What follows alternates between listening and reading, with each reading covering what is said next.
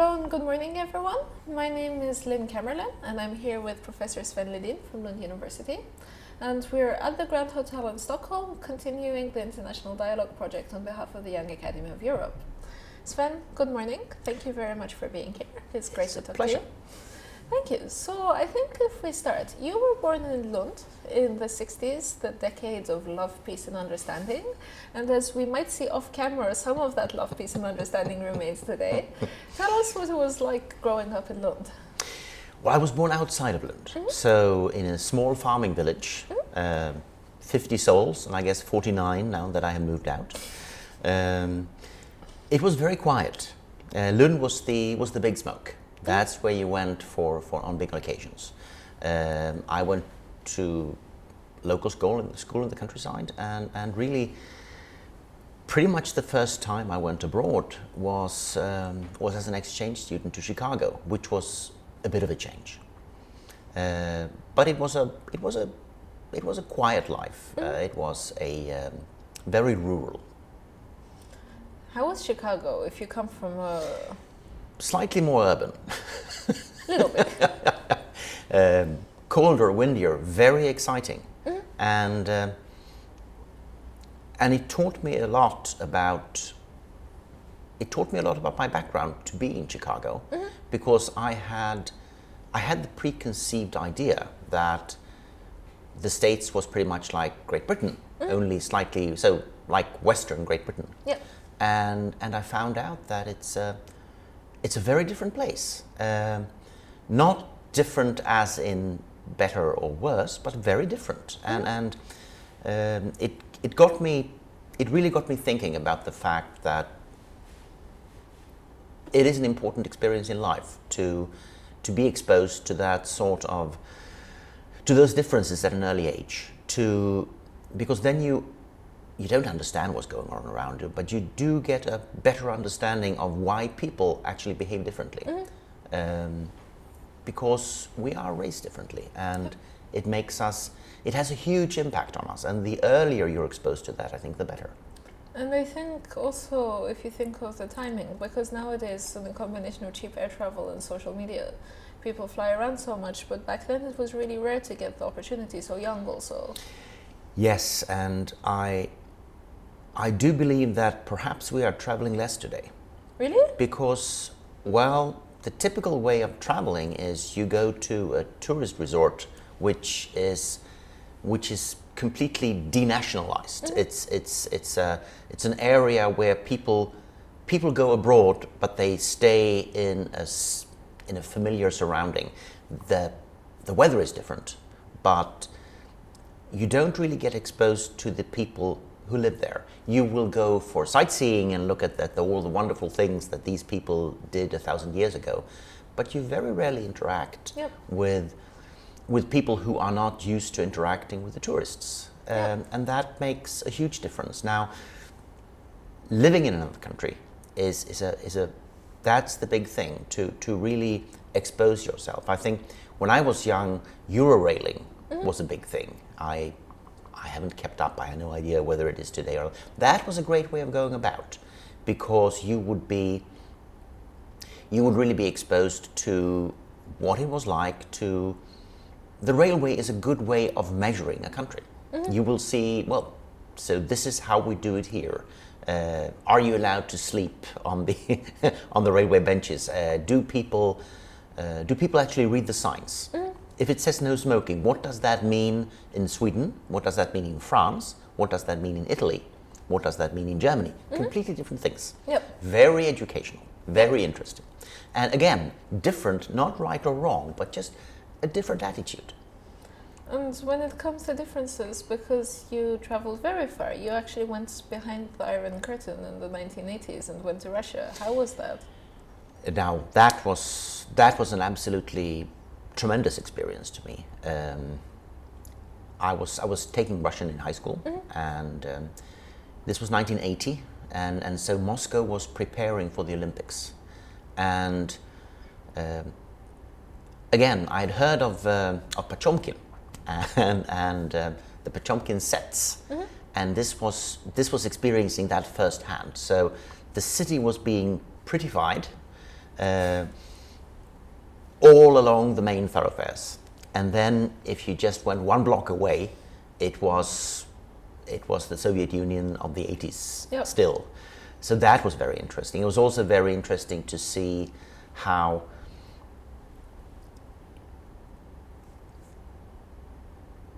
shall I put this? Things were about to change. That was clear. There was a movement away from the old, but there was still no one had really noticed yet. The sort of the imminent fall. It was less than 10 years away. Still, there was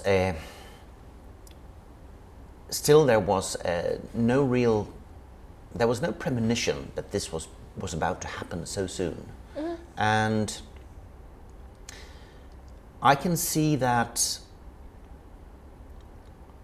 I think to me the most telling thing was when I did my postdoc in Germany.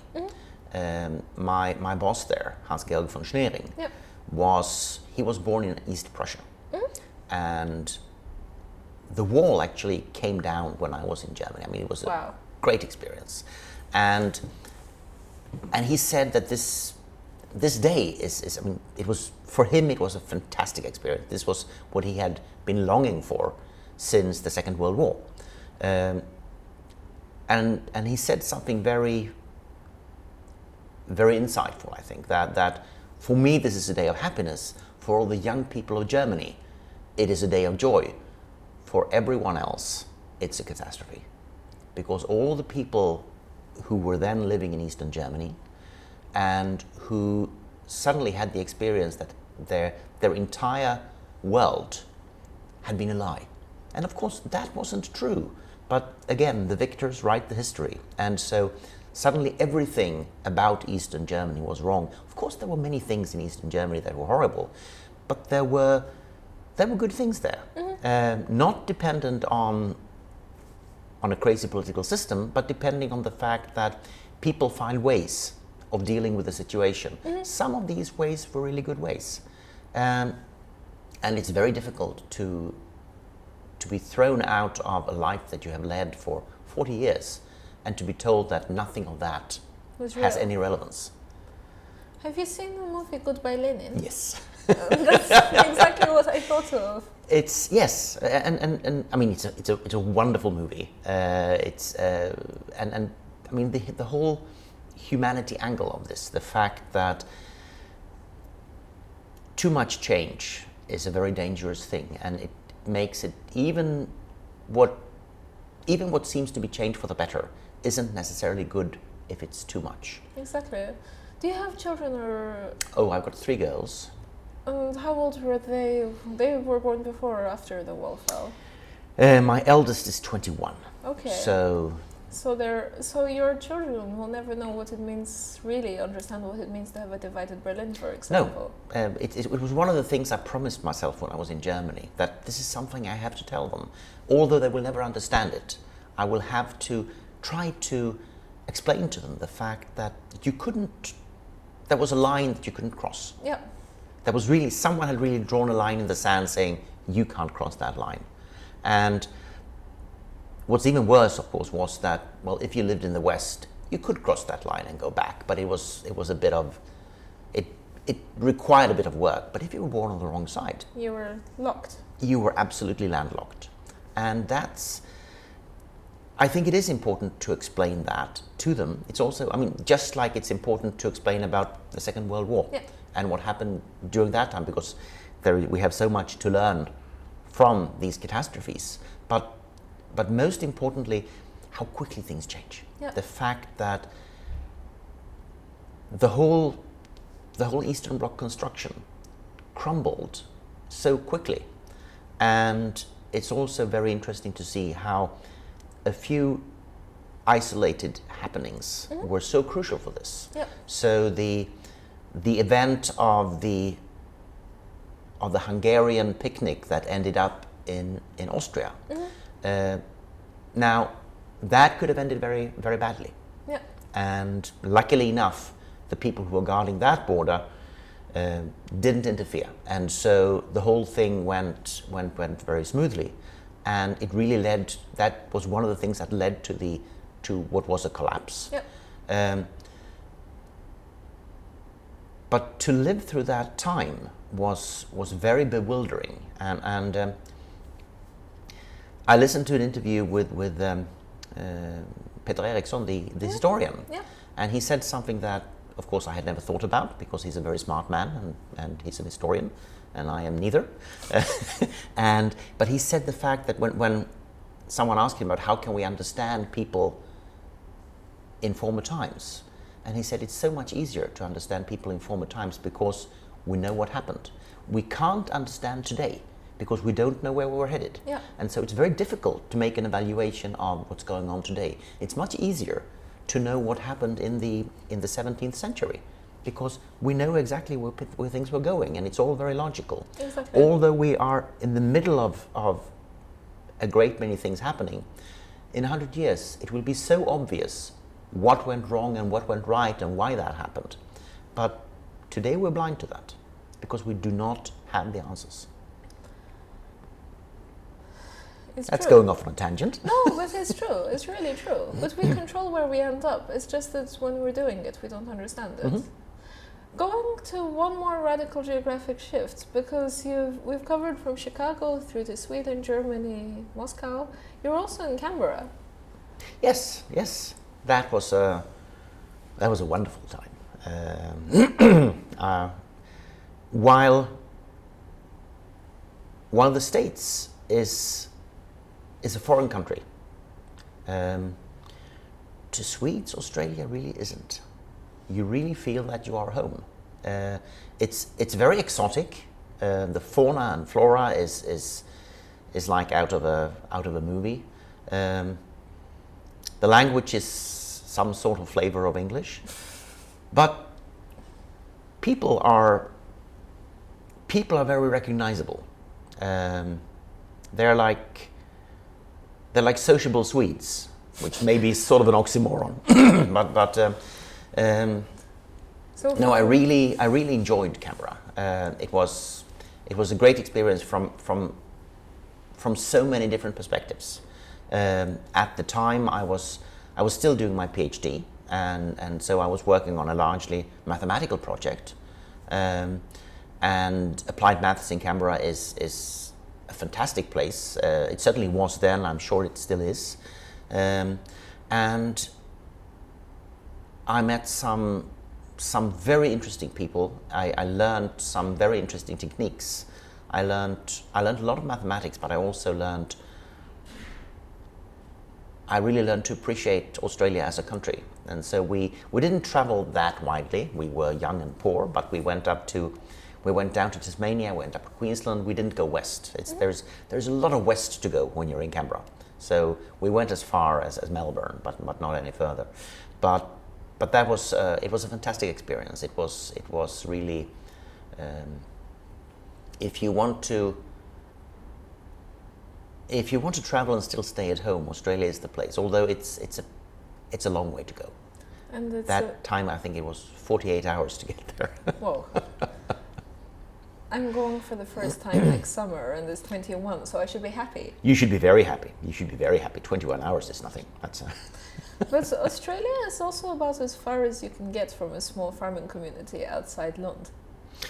Well, Canberra really isn't. It must be the only capital in the world where there are regular commercials for sheep dip on television. Really? Yes. So I guess Canberra has grown since then. Mm. I haven't been to Canberra for quite a while, but at that time it was just a few 100,000 inhabitants. Mm. It was really, you still had the feeling this was sort of newly constructed out of nothing. Canberra was the sort of place where you could go to a public toilet on a Saturday evening and it was clean. That's how strange this place was. It was everything was sort of spick and span. Everything was new. And people were city proud in that case. And people were very proud of this. Yes, very interesting place. But if we go back now to, I shouldn't call your neighbors and relatives the sheep farmers in Lund, but since mostly pigs. to Lund. So tell me a little bit about your family, your parents, your siblings. Do you have any? Yes, well, like most people, I have two parents. I also have a sister. So my mother was a teacher of English. She passed away a few years ago. I'm sorry to hear that. My father was a judge, or is. Okay. He's still very much alive, but he doesn't practice law anymore. He's now 85, so that's... But I assume not based in this farming community of 50 people. Well, they were very early. They were very early on the sort of the green train. Okay. So leaving the city and going out into the countryside. So they bought a very run-down old farm where actually all the economy buildings had been torn down. So it was just the main house left, and they spent I spent most of their lives knocking that into shape, or having people knocking that into shape for them.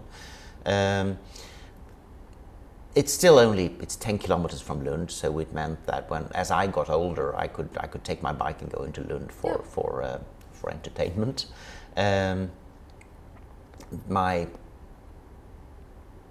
My parents they took a very early decision on staying in this small community, and that of course affected their career choices. They decided, this is where we want to live. This is from here we'll have our base of operation, and so I wasn't ever involved in their planning, but I have realized from snippets I heard as a kid that they had several possibilities of moving elsewhere, of getting perhaps interesting new challenges, and they choose not to because they wanted this basis, and it also provided a very safe haven for us when we grew up. You described to me earlier the way you grew up, and it's sort of it's the opposite of that, and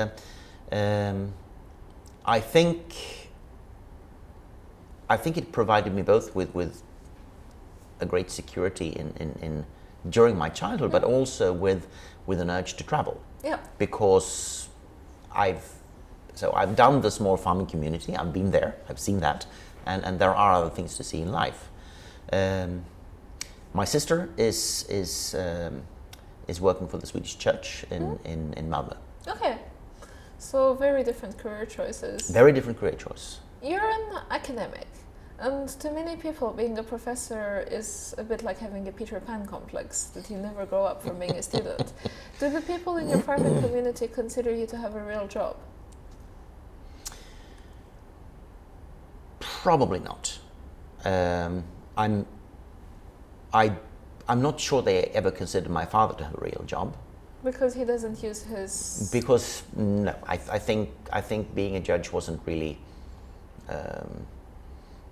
it wasn't a professional job. It was more of a social thing.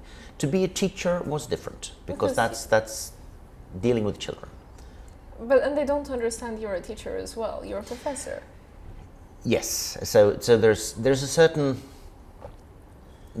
nimbus about the word, and of course there are preconceptions about professors having to be absent-minded, preferably bald, definitely male. True. And so it took me a while. I'm starting to lose my hair now. I got my first chair in Stockholm when I was 35. Then I still had plenty of hair. And since then I've raised 3 children, and so that's with each of them a little bit more. Yes. A little bit wiser and a little bit bolder, yes. But I do believe that this is one of the things that have really changed during my lifetime. The way we, or perhaps just the way I look at being a professor, because of course it's different from the inside and the outside. But it's very clear that job today is so much more about social skills than it used to be. It's very clear when we hire people that we look for those who do not only have the scientific ability but can also interact with others.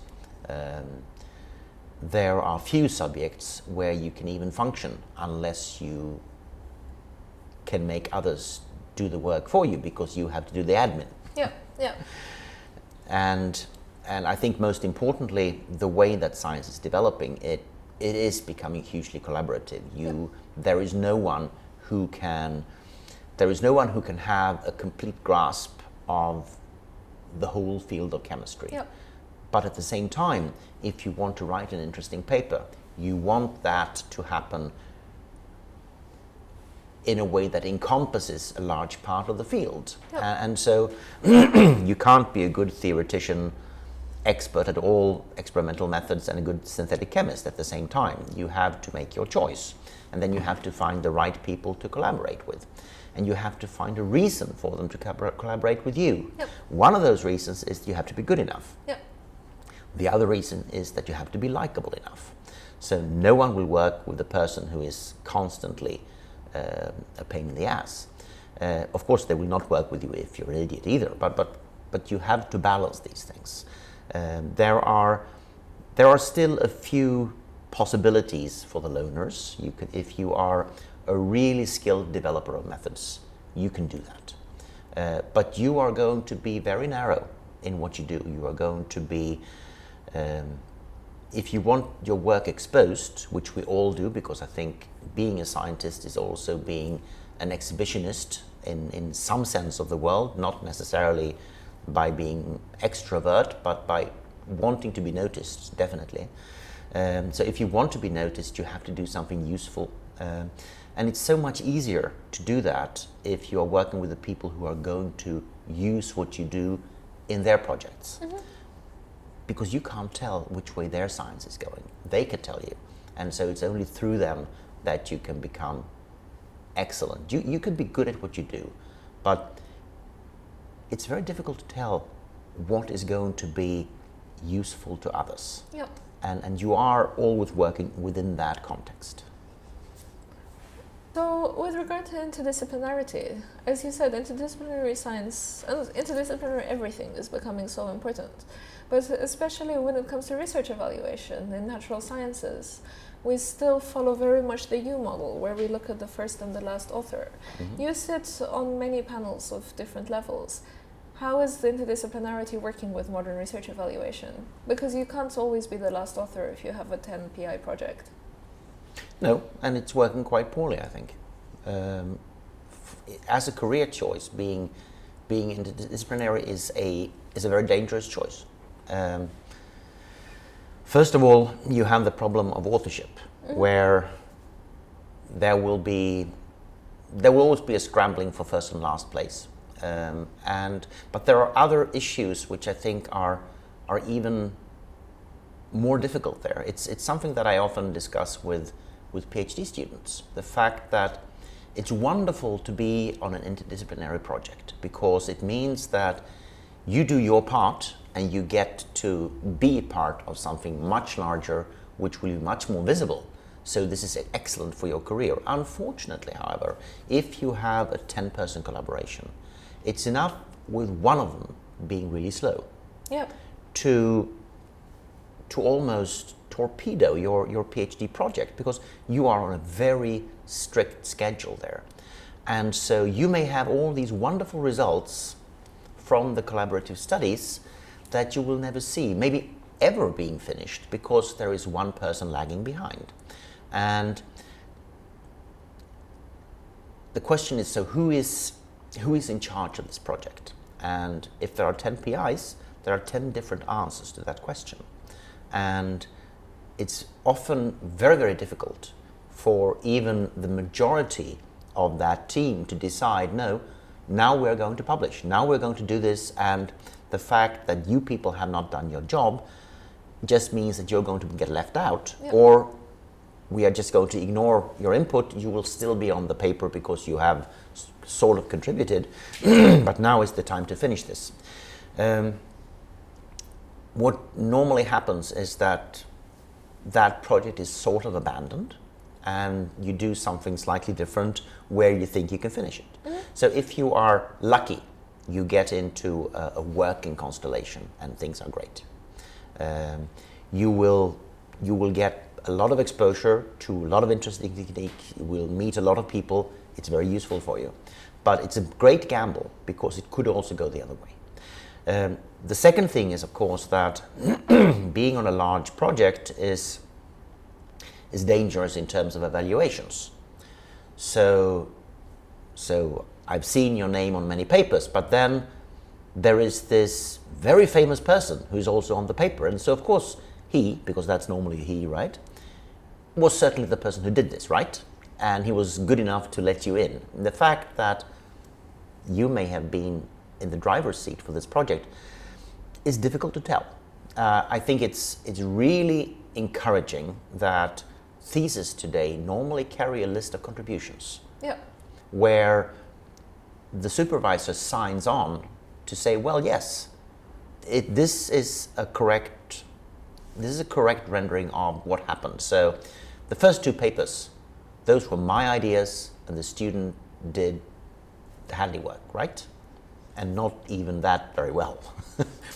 Papers 2 and 3, things started to change, and all the ideas and all the work of the last papers came from the student, and I acted as an expert on the techniques, which I probably still have a better command of than the student, but the student asked the questions. The student did the science. I did the technicalities. Now, if you can establish that at the time of the writing of the thesis, it's so much easier than trying to do that 10 years later when the student is applying for a permanent position. Mm-hmm. So even then, it's important because then it means that you can actually look at the papers from the thesis and say something about them, because otherwise it will be naturally assumed that this is all the work of the supervisor and you were along for the ride as a student. And of course, having that documented means that it will be much more believable that you were in the driver's seat later in your career. But it's something that is very important that young scientists demand of the older scientists. And it's important that the older scientists are honest in this respect, so that, yes, this was the work of the student, but also, no, it wasn't. Because if you just, it's not a question of being generous, because that is wrong. It's a question of being honest. Yeah. Because if you say that all students did all the work, well, you're not helping the ones who actually did. And no one is going to believe it anyway. So it's just you being monogamous and nice, right? That's not the way to do it. But coming back to the question of interdisciplinary science, the third problem is in the evaluations, how do you even evaluate the different contributions if you're doing a paper in microbiology and there are contributions from synthetic chemistry, from X-ray crystallography, from spectroscopy, and all the way to biology, and you get a great paper together with all the questions answered, no stones unturned. So who is going to referee this? How do you even start? Because there are many techniques involved, and the details of the techniques are crucial. If one of these hasn't been done the proper way, the whole beautiful building will collapse because there is something fundamentally wrong with how this was built. So you have to be able to evaluate the techniques. You also have to be able to evaluate the way the different techniques tie in together. So do they really contribute to the answer, or are they in themselves micro studies that are interesting but don't really contribute to the larger question? All these things have to be taken into account when you're making the evaluation, and most people don't have the time to do that. They will read the beginning and the end of the paper, and they will decide whether they like this or not. If they don't like it, they won't read it anymore, and they will just say this was garbage. If they like it, they may read a bit more, and they will try to penetrate how the work was actually done. And then they will find that, well, can't really evaluate all of this because I don't fully understand all the techniques. So I need to ask someone else. But people rarely do. They don't want to bother anyone else. So they just say, well, the things I can look at are good enough. Or even worse, this is good enough.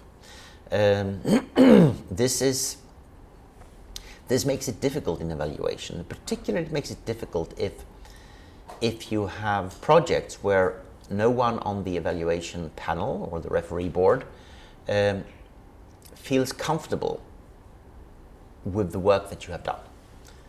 Because you need someone to be your champion. You need someone to push for you in this. And this is particularly difficult when you're a young scientist. If you, as you get older, you establish yourself in a particular position, and it means that you get away with much worse science. Yeah. Simply because people are used to seeing your face and your name, and they assume, well, this is probably good stuff, because people told me that the earlier work was good enough. And so unless you spot obvious mistakes, you're going to believe this is good enough. While if you're young, because of the stiff competition, everyone is looking for ways to trip you up.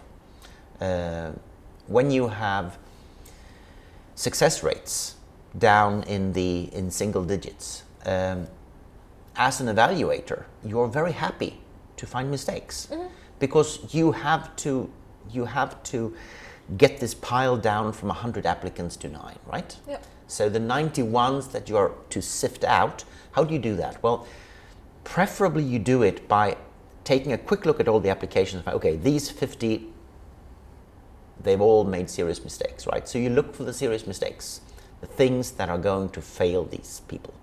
Then you have to take a more careful look at the next bunch. And there is no fairness in this, but it's just the way things work. And I think it's the way things have to work simply because of workloads. I'm worried about the fact that it means that we are, in most evaluations, we are really looking at bulk rather than quality. So we find that someone has published a lot of well-cited papers. Well, clearly that must be a brilliant person. Rather than actually reading the best papers and evaluating for ourselves, is this a good paper or not? It's not good because a well-thought-of journal said it was good enough for us. It's good because you consider it good. I mean, for me, the only way to evaluate science is if I find this really exciting, then it's good science. If I don't, well, then someone else has to tell me it's good science, because if it doesn't pique my interest, how can I say it's good? And so then a challenging follow-up question, because we're talking about how you evaluate research. There's a very, very popular term at the moment, excellence. Research centers of excellence, excellence science. How do you define excellence? What is excellence? I was working on a project at the Academy a few years ago, which was exactly about this.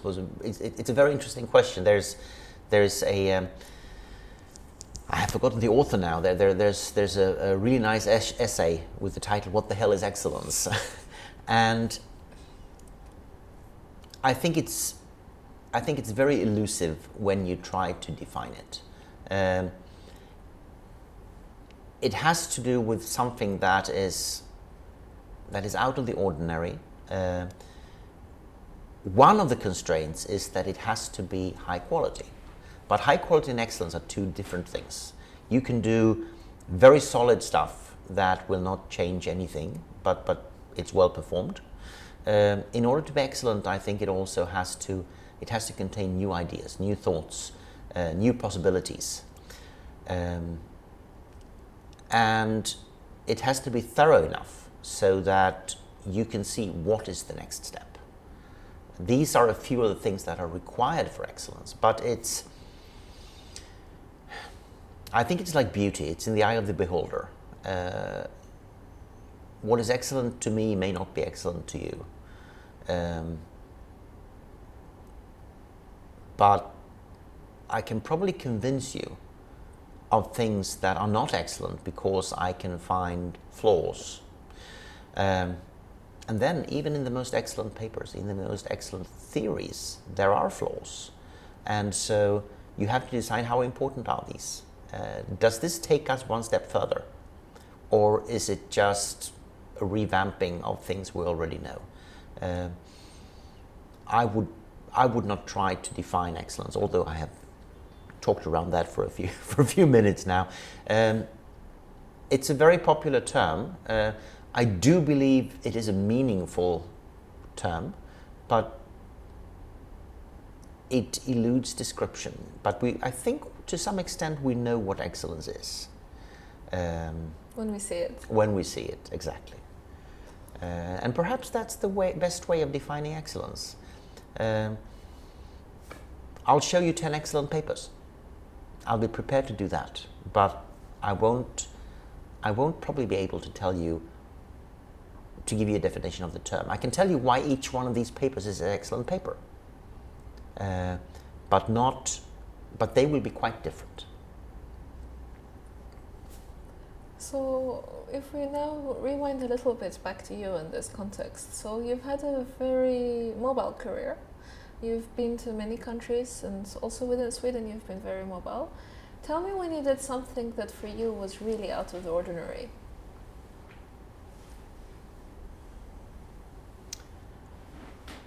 In what context? In any context. In any context. At every point you've had to choose. Everything was a choice. Each decision to move was a choice. Each scientific project was a choice. What's the most radical thing you think you ever did? Probably moving to Stockholm, because that was, I think that was the most, that was a decisive movement in my career. It wasn't really a choice. It was, I was out of a job, and so I would apply for anything. It happened to be that there was a chair in Stockholm. I was 34 at the time, so I certainly had no dream of getting that position, but I realized I should apply, and I went to the interview. And this is something that I have thought a lot about. I went to this interview in Stockholm for the position, and I knew that, first of all, I knew I didn't have a chance. Secondly, I wasn't very interested. To be honest, I didn't know that there was a university in Stockholm. Stockholm University was completely unknown to me. I knew about the KTH, I knew about Karolinska, but I had never heard of Stockholm University. It was then it's certainly known in Stockholm, but it was rather unknown in the south. And there was, very clearly, there was an attitude at the time that Stockholm University did very well in terms of recruiting from the local area, so they didn't need to be very visible. And of course, in the social sciences, they were very well known, but in natural science, not really. Although there were some really, really excellent people there.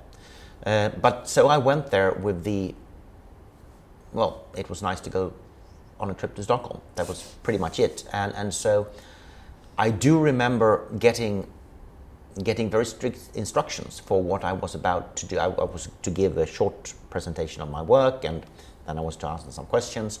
And so the first thing I did during this interview was to show the list and read it aloud to the people in the room and say, well, this is clearly impossible, as you must understand, so I'll do something completely different. And that got me the job, because I was being very self-assured, for the simple reason that I knew that I hadn't got a chance and I didn't really care. And in the end, of course, that meant that I was completely natural in that situation, which was a great asset, because if I had I been aware of what a wonderful place Stockholm University is to work, I would have been scared shitless. But now I was completely calm, and that is, of course, one of the great tricks, that the easiest way to get a job is not really to want it, because then you're going to come across as a much more self-assured person than you really are, because I really am not. But it was very decisive, a very decisive moment, because I was very scared when I then learned that I actually got the position. I also realized that there was no backing away from it, because my position in Lund was finishing in another year, so it was really time to go. And after a while, I got used to the idea that this could be quite exciting. And then, as I said, I really loved I spent 15 years in Stockholm, and when I finally left, I didn't leave Stockholm, I went to Lund. That's a very different thing. I still feel very much at home in Stockholm. I love this city. It's pretty, it's nice, and there are lots of nice people here. I've got lots of friends here, and of course, when you are in Sweden, you always spend time in Stockholm if you're in science, because this is where the money is. Yep. This is where things happen, and of course, I had still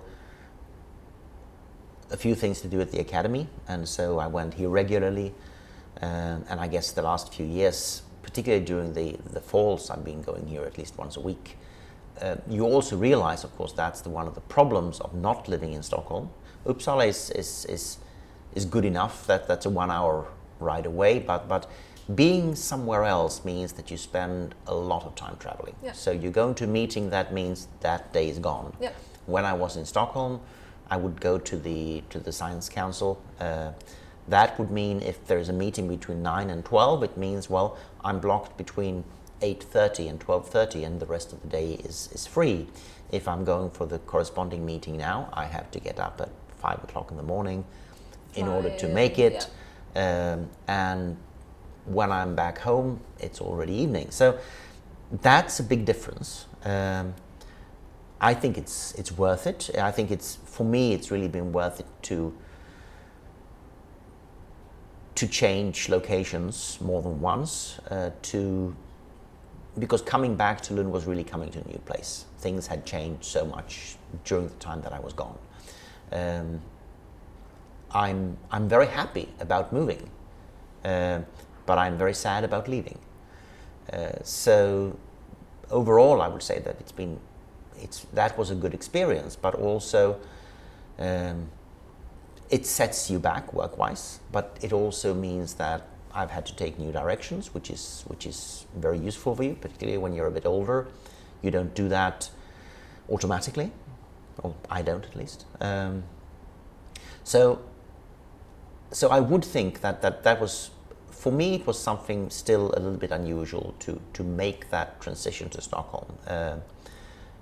I might have been able to stay in Lund. I think that there were possibilities, but they weren't obvious enough. So I took the easy way out and went to Stockholm, and I'm very happy that I did. I learned so many things during the first years here, and I hope that is something that I